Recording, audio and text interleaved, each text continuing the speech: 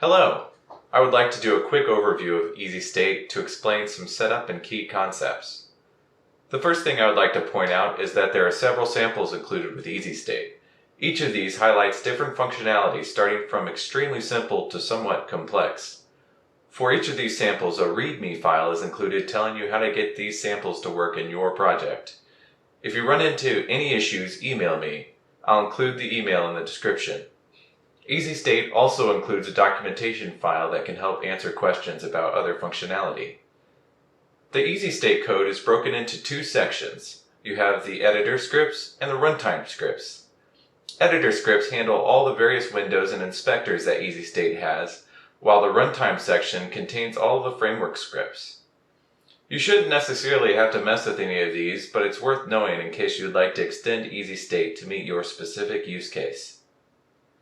EasyState contains three windows: the designer, the debugger, and a context wizard. Most of your time will probably be spent jumping between the context wizard and the designer. The context wizard is used to define the ingredients of your state machine, while the designer is used to put those ingredients together as required. The debugger window is useful for stepping through execution of your state machine and inspecting what values change and what execution paths have been taken. To learn more about these windows, I have another video titled Simple Demos on my channel, where I walk through one of the included demos and explain various aspects of the editors that are used inside EasyState.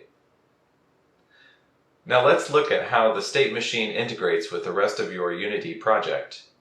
There are a few mono behaviors provided by EasyState, but the one you will use the most is the EasyStateMachine component. This component has intuitive drop-downs to help you configure your game object with the behavior that you created in the designer.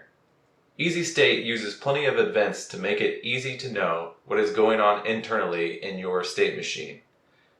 You can either use individual events to respond to each event separately, or you can choose to handle all events inside a single event handler.